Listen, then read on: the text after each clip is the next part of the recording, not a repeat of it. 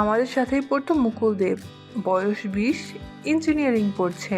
বেশ লম্বা আর শক্তপোক্ত শরীর। মুকুল তার মাকে নিয়ে কলকাতায় একটা ছোট্ট দোতলা বাড়িতে থাকে। এবার আসি মুকুলের মার কথায়। মুকুলের মার নাম স্বস্তিকা দেবী। বয়স 42, উজ্জ্বল শ্যামলা দেখতে, বেশ মোটা সোটা। বুঝতে পারছো কেমন দেখতে হবে। তার সবকিছুই যেন তাকে দিয়েছে অপূর্ব সৌন্দর্য। মুকুলের মায়ের শরীরের গঠনটা দেখার মতো। আজ থেকে প্রায় 8 বছর আগে মুকুলের বাবা তার মাকে ডিভোর্স দিয়ে চলে যায়। মুকুলের মা তার বাবা মার একমাত্র সন্তান। মুকুলের দাদু মরার আগে তার মায়ের নামে সম্পত্তি লিখে দেওয়ায় টাকা পয়সা নিয়ে তেমন কোনো চিন্তা করতে হয়নি। মুকুলদের বাড়ির কিছু দূরেই আরেকটা বাড়ি আছে। সেখানে একজন মহিলা তার ছেলেকে নিয়ে থাকে। মহিলাটির নাম মালতী বোস, ডাকনাম মলি।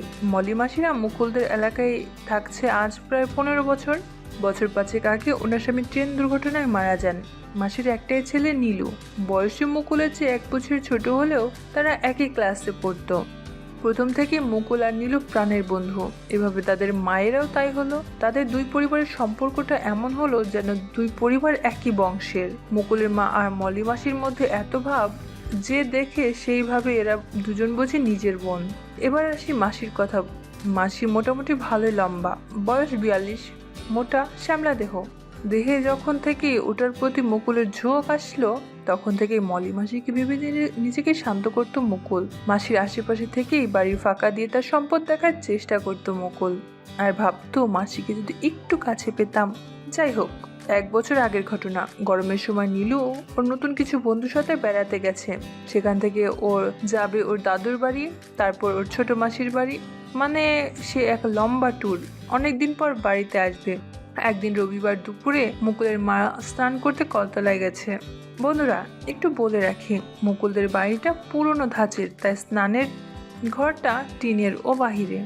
এমন সময় মুকুল তার মায়ের রুমে এসে তার মোবাইল থেকে নীলুকে SMS করতে এসেছিল, কারণ তার মোবাইলে চার্জ ছিল না। মুকুল মেসেজে না গিয়ে কি মনে করে যেন ইনবক্সে ঢুকলো আর দেখলো মলি মাসির একটা মেসেজ। ওটা ওপেন করে পড়তেই মুকুলের মাথা যেন ভন ভন করে ঘুরতে লাগলো। এ মুকুল কি জানলো? এও কি সম্ভব? মুকুল ভাবছে তার সত্যি বিধবা মাও কি? মেসেজে লেখা ছিল বিকেলে 4টায় আসবি, সেজে গুজে আসবি, ক্লিন হয়ে আসবি। কিন্তু এর মানে কি? না, আমাকে জানতেই হবে, এমনটা ভাবছে মুকুল। মুকুল তার মায়ের ঘর থেকে বের হতেই দেখে তার মা ছাদ থেকে নামছে আর গুনগুন করে গান গাইছে। মুকুলকে দেখে হেসে উঠল। মুকুল তার মাকে বলল, মা, আজ আমার একটা পার্টি আছে, ফিরতে রাত হবে, আমি কিন্তু যাব। না করতে পারবে না।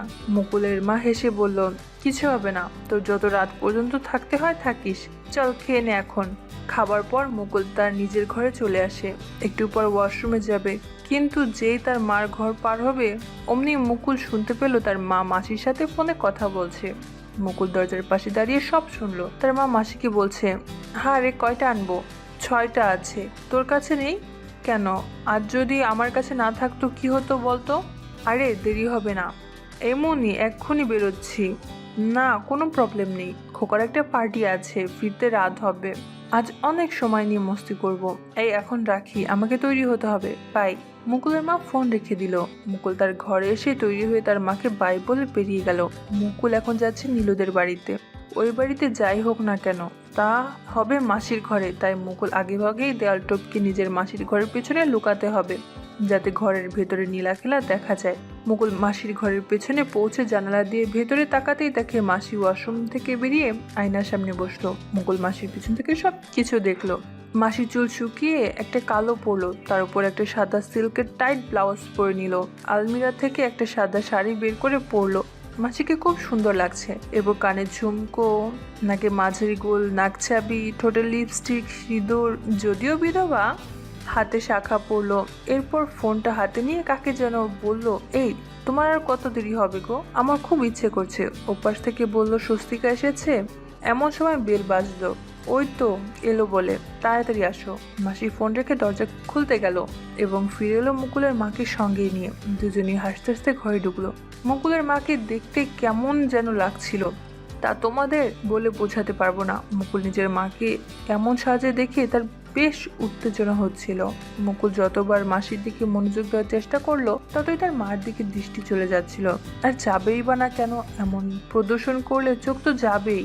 মুকুলের মা খুবই স্বচ্ছ কাঁচা হলুদ শাড়ি পরেছে, তার যা সবকিছু স্পষ্টভাবে তুলে ধরেছে। মুকুলের মার ঠোঁটে গাঢ় লাল লিপস্টিক, মাথায় সিঁদুর, হাতে বালা। তার মা মাসির এই রূপ মুকুলকে বাধ্য করলো নিজেকে শান্ত করতে। এবার মুকুলের মা আর মাসি যা বলা বলি করছিল, মাসি মুকুলের মাকে বলছে, হ্যাঁ রে, আজকে যা লাগছে তোকে পুরো পাকা টমেটো। মুকুলের মা বলছে, হয়েছে, আর তেল মারতে হবে না। তা ও কোথায়? মাসি বলল, এসে পড়বে। কি রে, তোর ওই ড্রেসটা কোথায়? ওটা পরলে তোকে অনেক সুন্দরী লাগে। মুকুলের মা বলল, ওটা তোর ঘরে রেখে গিয়েছিলাম, আলমিরাতে দেখতো। মাসি আলমিরা থেকে মুকুলের মাকে সেটা দিল। মুকুলের মা সেটা পড়তে পড়তে বলল, আজকেটা কে রে? মাসি বলল, আমার এক কলিগের বর। আমার কলিগ নতুন চাকরি পেয়ে মুম্বাই চলে গেছে। এই ফাঁকে সেদিন দেখিয়ে ওকে বসে আনি, সেই সুবাদে তো আজ তোর আর আমার ইচ্ছে পূরণ করতে পারছি। মুকুলের মা বলল, তা উনি কি মুম্বাই চলে যাবেন? মাসি বলল, কালকেই চলে যাবে। মুকুলের মা বলল, তার মানে পরবর্তী সুখের জন্য আবার দিন গুনতে হবে? একটা পার্মানেন্ট পেলে কতই না ভালো হতো। তা ওর জন্য কি তুই আমাকে এত সেজেগুজে আসতে বললি? মাসি বলল, আরে বাবা, লোকটা বিরাট ব্যবসা, বলা তো যায় না। যদি সুখ দিয়ে আকৃষ্ট করতে পারি তাহলে ওর মাধ্যমে আরো নতুন কাউকে জোগাড় করতে পারবো। তাই ওকে ইমপ্রেস করার জন্য তো এত আয়োজন। মুকুলের মা বলল, তা নাম কি লোকটার? দেখতে কেমন? মাসি বলল, মিস্টার গুপ্তা, লম্বা চওড়া, বেশ মোটা, তোকে কোলে নিয়ে পুরো কলকাতা ঘুরতে পারবে। মুকুলের মা বলল, বলিস কি? মাসি বলল, কিরে, ভয় পেলি নাকি? মুকুলের মা বলল, তা পেয়েছি, তবে শারীরিক বর্ণনা শুনে নয়। মাসি বলল, তবে কি? মুকুলের মা বলল, এত মোটা পুরুষরা ভালো পারে না, দেখবি আমাদের উঠিয়ে দেবে ঠিকই, কিন্তু শান্ত করতে পারবে না। কবে যে জোয়ান ছেলে পাবো? মাসি বলল, ভগবান জানে। কলিং বেল বেজে উঠল। মাসি মুকুলের মাকে বলল, ওই তো এসে পড়েছে, তুই পাশের ঘরে যা, আমি ডাকলে তবে আসবি। মাসি দরজা খুললো। একজন বিশাল দেহী লোক সাথে নিয়ে ঘরে ঢুকলো। লোকটার বয়স আনুমানিক 45 হবে। লোকটা মাসির এক হাত জড়িয়ে ঘরে ঢুকলো, আরেক হাত মাসির ওইটা ধরে থাকলো। মাসি বলল, ছাড়ো তো, এসে শুরু করেছো, লাগছে তো। মাসি ওই লোকটাকে বলছে, তোমার বউয়েরটা কখনো ধরোনি? সে বলল, এত সুন্দর দেখলে কি আর না ধরে থাকা যায়? মাসি বলল, আমারগুলো আর কি, এর চেয়েও সুন্দর একটা আছে। সে বলল, কোথায়? মাসি মুকুলের মাকে ডাক দিল, কই রে, এদিকে আয়। মাসির ডাকের সাথে সাথে মুকুলের মা ঘরে ঢুকলো। মুকুলের মাকে দেখে লোকটা হাঁ করে তাকিয়ে থাকলো। মুকুলের মা বলল, কি গো, পছন্দ হয়েছে? লোকটা মাসিকে ছেড়ে মুকুলের মাকে কাছে টেনে নিল। ওদিকে মাসি নিজেই শুরু হয়ে গেল। মুকুল আর তার মার অবস্থা দেখে বুঝতেই পারছিল সে খুব সুখ পাচ্ছে। বাবারই কথা, এতদিন পর সব পেলে যে কোনো নারীর এমন অবস্থা হবে। নিজের মাকে এমন করতে দেখে খারাপ লাগার কথা, কিন্তু মুকুলের এমনটা লাগছিল না, বরং মাসির পাশাপাশি নিজের মার সবকিছু মুকুলকে আকৃষ্ট করছে। অল্প কিছুদিন পর লোকটা তার সবকিছু মুকুলের মার আর মাসিরকে উজাড় করে দিল। মুকুলের মা আর মাসিকে দিল সেই অজানা সুখ। মুকুলের মা গুপ্তাকে আরেক রাউন্ডের কথা বলতেই গুপ্তা বলল, পারবে না। মুকুলের মা অবাক হয়ে গেল। গুপ্তা একটু লজ্জায় পেল। সেও মাসির হাতে একটা বক্স ধরিয়ে দিয়ে তাড়াতাড়ি বিদায় নিল। মুকুলের মা মাসিকে বলল, দেখলি, একবার খেলেই খালাস। মুকুলের মা বলল, আমার আবার ইচ্ছে করছে। মাসি বলল, আমারও। মুকুলের মা বলল, মাত্র 10 মিনিটেই, এতে আমাদের কি হয়? মাসি বলল, থাক, আফসোস করিস না, চল ফ্রেশ হই। মুকুলের মা আর মাসি দুজনে ফ্রেশ হয়ে ঘরে ঢুকে কথা বলতে লাগলো।